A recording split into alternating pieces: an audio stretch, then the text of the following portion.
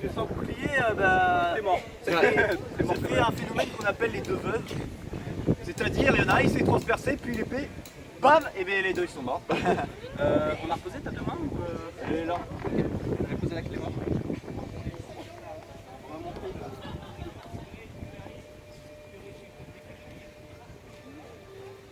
Principe de combat tout bête.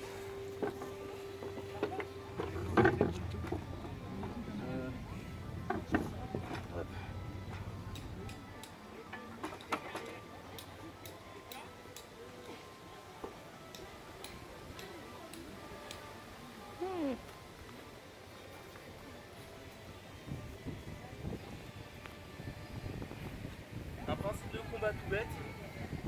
Mais généralement quand on attaque on évite de télégrapher. Ah Valentin, chute.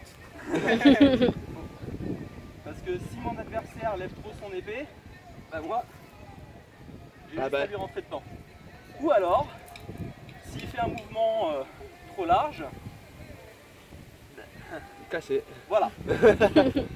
Le truc c'est que s'il enclenche un mouvement, il va enclencher le mouvement, et que moi, je lance le mouvement, je le transperce, bah il est peut-être mort mais Ah bah ouais. Ouais, il me reste 2 secondes. j'ai rien pour me protéger. Je veux dire mon épée est en lui, je vais pas pouvoir me défendre, c'est tranchant, ça va m'arriver dans la gueule. C'est ça. C'est ça les deux veuves. C'est que je l'ai eu, mais il va m'avoir derrière. Du coup généralement, quand il lance son attaque, je vais plutôt me dégager pour ensuite le percer. Ouais. C'est se dégager de la ligne. Parce qu'en fait, on a ce qu'on appelle une ligne de combat, qui est deux adversaires l'un face à l'autre. Et en fait, ici, on est tous les deux dans une ligne, où si jamais on essaie de se stocker, il suffit de dégager, et là c'est lui qui va pouvoir essayer, et moi j'ai juste à refaire ça. Donc on est sur une ligne imaginaire, entre nous deux, de laquelle il va falloir se dégager. Ouais.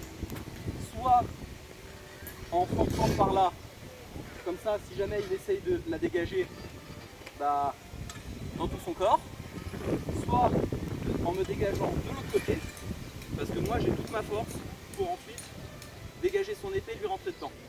Parce que ici tu n'as plus de force. Ici tu en as encore, Ah bah. tu peux venir jusque là, mais mon épée va avoir tout ça pour te rentrer dedans.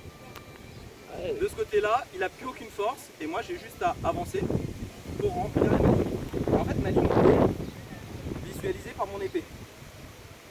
Si je me déplace, Ouais, sa tu vois ligne, à peu près elle est pour plus le- vers moi. Moi, la mienne, elle est toujours sur lui. Et inversement, si je me déplace, ma ligne est toujours vers lui. Mais s'il essaie de me dégager, bah, je suis encore tout Dans son ton corps main. de largeur pour l'avoir. Il y a un truc tout bête avec la ligne, c'est que de base, quand on est en garde, bah, si on veut porter une attaque et qu'on se décale pas, bah, reste juste en garde. Bah, par exemple, je vais attaquer, il va juste rester en garde et bah. Non, reste juste en garde. Ah oui, Tout bêtement, si je m'écarte pas de sa ligne de combat et je vais l'attaquer. mon épée lui rentre dedans. Une mort épique. C'est le principe de Epic d'être fail. en garde. C'est ce qu'on appelle la menace. On est en menace. Parce que peu importe ce qu'il va faire, moi j'ai juste à Avancer les deux avant, bras et- soit tendre mes bras pour être hors de portée, soit faire ce qu'on appelle une fente. La fente, ça permet non seulement de gagner un pas, donc déjà je suis avancé, mais quand je tends mes bras, bah, mon épée elle est un petit peu à moitié dans son corps. Alors que si je fais pas cette fente, j'ai juste la fente. Ah, ça te donne plus Voilà, d'amplitude quoi. on voit la différence quand même. Tu m'étonnes. A savoir que s'il a une armure comme une cotte de maille, bah, la cotte de maille c'est pratique parce que la lame va s'arrêter dessus. Mais si je mets toute ma force dedans, les mailles vont éclater, je vais passer au travers. Donc, Côte de maille, ça arrête vraiment bien les coups et les tranchants, mais pas vraiment les estacs. c'est pour éviter la touche. Ah bah c'est bien complexe tout ça.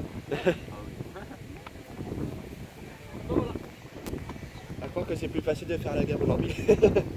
Pas forcément. Ouais, tout dépend de. Faut le trouver l'ennemi. Hein. Ouais, ah bah oui, ça oui. Ouais. Nous on sait où il est. Mange des sarrasins tous les soirs. Moi, ça me fait tous les matins.